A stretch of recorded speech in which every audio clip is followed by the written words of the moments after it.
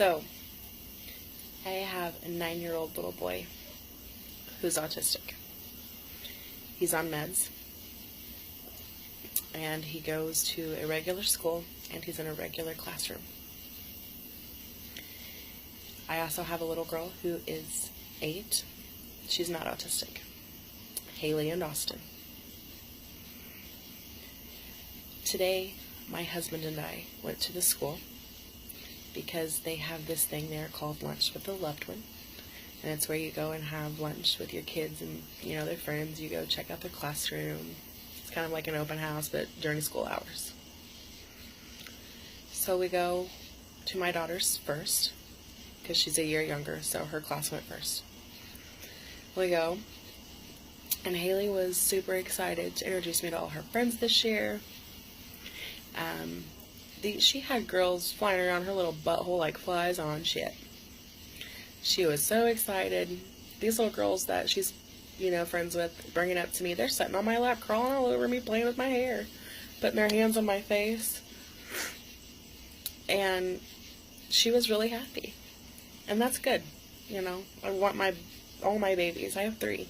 So I want all of them to be happy, successful, and have friends. Then we go to Austin's. Walk in the cafeteria to find him at the end of a table in a lunchroom filled with probably 150 third graders. My kid is the only kid in that whole lunchroom sitting at the end of a table all alone. And before he even knew we were there, I found his teacher and I pulled her aside and I just said, hey, is he in trouble? Did something happen? Why is he alone? She's like, oh no, honey, he's not in trouble. He's one of the sweetest kids I have. I was like, then why is he alone? Why is he isolated almost? And she's like, I'm not really sure why he's by himself. So we go and we sit with him. And we go through the line and get our lunch trays and come back down. And he pushes his tray away. And he puts his arms and his head on the table and just kind of lays there. He just kept staring at the clock, just waiting for this time to be over. And my husband and I just kind of looked at each other like, what the hell's going on? And, we just hugged him and kissed on him a little bit, tickled him, tried to talk to him and get him to lighten up a little bit. Hey, let's go and play baseball, this weekend, It wasn't working. So we ended up moving over to a different table where there was a lot of other kids and parents, mingling and talking. And, we just kind of tried to slide in with him.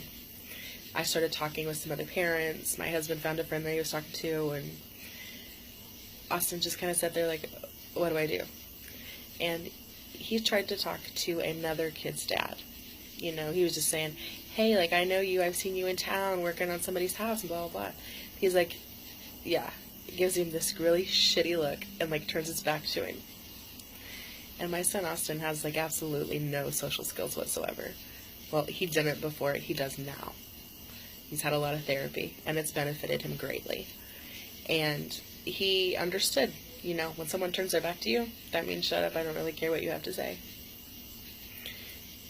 I could see the disappointment drop on his face. And he tried again. He had a teacher's aide that walked past, and he's like, oh, hi, Mrs. Holt. Hey, this is my mom. He didn't even get the whole sentence out. And she just ignored him and walked right past him. And she heard him, because she looked at him, and I saw her. And I don't think I'm bashing people here. I'm not bashing teachers. My mother's a teacher. My best friend is a teacher. I'm not bashing teachers. I'm just saying it infuriated me a little. So anyway, I get home this evening. The kids get home off the bus. I'm like, hey, how was your day? Did it get any better? Blah, blah, blah. Haley's like, oh yeah, Mommy, me and Ivy did this and blah, blah, blah, blah. And I'm like, oh yeah, that's really great. Aussie, how was your day? And he just sits here. Just like this. Okay. Austin, did anything good happen? Can you tell me something positive that happened at school today? Did someone play with you on the playground? Did someone sit with you, after we left for lunch? No. I said, okay. He's like, Mommy, he goes, there's a boy in my class who used to like me. He goes, but I don't think he does anymore. He goes, can you go to his mom's house and talk to her and tell her that we can be friends? And that's where I break down and say, Austin, when you go to school now and you start making friends, your relationship with each other is something that you two have to work out. I can't just walk up to some random child's mother and say, hey, you need to force your kid to be friends with my kid because my kid doesn't have any friends, and I need you to do this for me. In my head, I want to, but I can't do that. So I told him, no, we can't do that. I said, but there are other ways that you can try to make friends at school. We talked about some of those ways. And he goes, Mom, I don't have any friends. And I'm never going to have any friends. He's like, nobody likes me.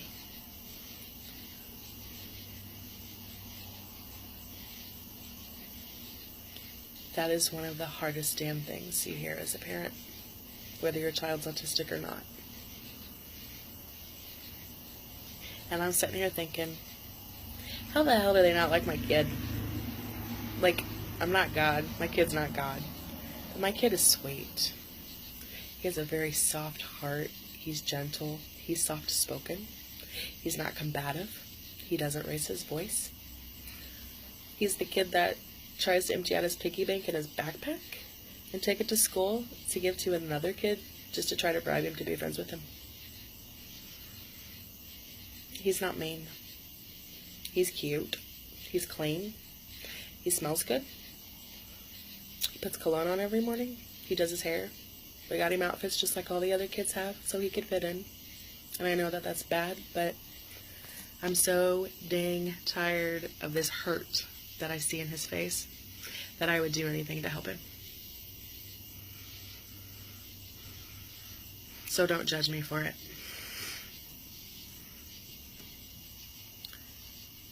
But it kills me. It kills me because up until now, if he's got cousins over playing or something and they're all not getting along, I can, fix this. I can fix it. I can say, all right, guys, let's all sit down. Let's see what's going on.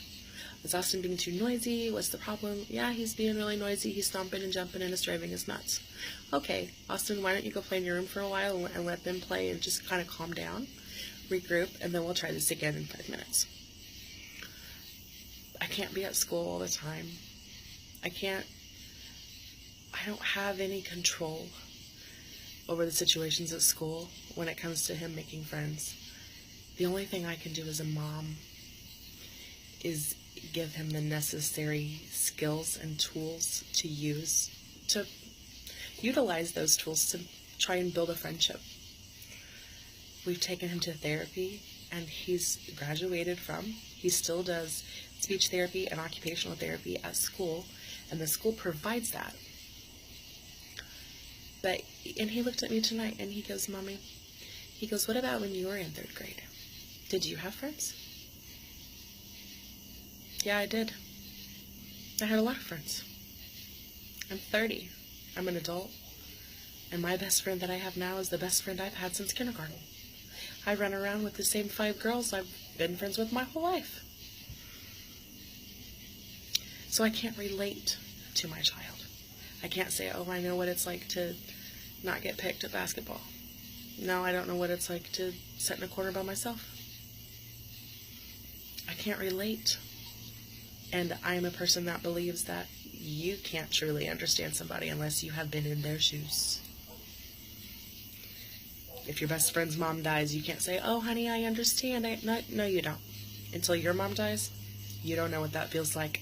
You can sympathize, you can empathize, but you'll never know until you've gone through it yourself. So I feel like I don't have the right words to say. I don't know what to say. So I just say, okay, bud, here's what I want you to do. When you go back to school, I said, I want you to put your eye openers on, and I want you to look around, like during lunch or during anything else, and I want you to look around, and I want you to look for those kids who are all by themselves. I want you to notice in gym class, who are the kids not getting picked? I want you to try. Walk up to him, start a conversation. Say, hey, bud, you want to go play basketball? Or, hey, look, you got the same kind of tennis shoes on I do, because we are all not rich and we shop at Walmart. And this whole town is little, and all the kids have the same kind of Walmart shoes, and it's okay.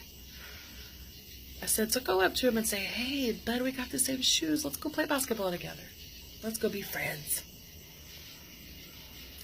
I said, just keep your eyes peeled for someone like that. I said, maybe they're alone too, and maybe they would like a friend. He looks at me, tears just sobbing. He looks up at me and he goes, he's trying not to cry, but he is. His little mouth all quivered up. And he says, Mommy, I'm the only kid like that at school. And the sad thing is my kid is not a liar. My daughter, she can be caught in some doozies. My oldest son, he'd be caught in some doozies too.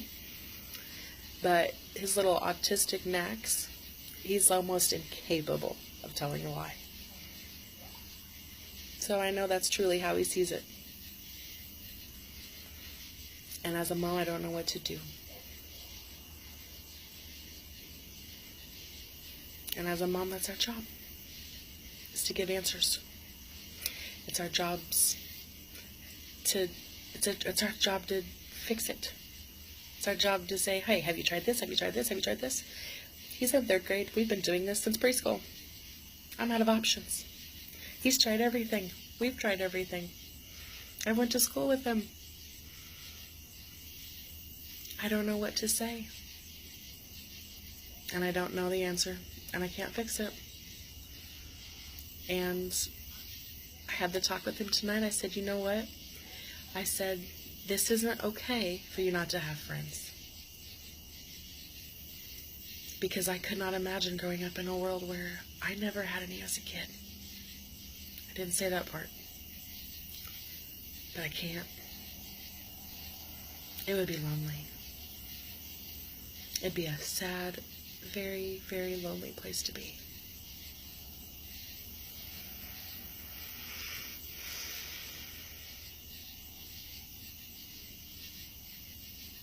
So if any of you have advice, just let me know. You've been through this with your kids? What did you say? Besides preparing them for the real world of telling him, hey, people are going to come in and out of your life for the rest of your life. You're only 9. You're going to have people die. You're going to have people move away. You're going to have aunts being married into the family. You're going to have aunts removed. Things are going to change, and you have to be prepared for that. And I said, and this is just a little bitty tiny step compared to what it's probably going to feel like 10 years from now.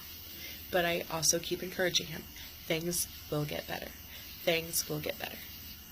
I told him, as kids get older, they get better. Just being little, sometimes it's hard. I keep making up excuses, trying to encourage him and build him up. My husband and I sit down on the bed with him tonight as we were tucking him in, just encouraging him. He's still pretty upset. He's still emotional, a little bit. Tearing up, trying to be manly. Mom, nobody's ever going to like me. And I remember turning on his fan in his room, turning on his movie he watches every night before bed, tucking him in, kissing him on the forehead, telling him how much I loved him, how good of a person he was, how much he meant to me. His dad did the same right there beside me. And I walked out of his room, and as I shut off his light, I looked back at him and I said, Aussie, it will get better. I said, it can only go up from here. And as I walked around the corner to my own room, right after saying that, I realized I didn't believe it myself.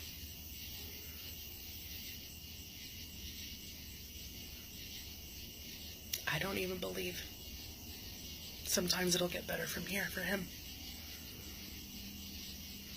So if any of you parents out there have any advice on how you've dealt with it, how you would deal with it, please feel free to give me some pointers here, because this mom is at a loss for words, and I cannot take this baby coming home off the bus anymore in tears, hurting, or with a broken heart.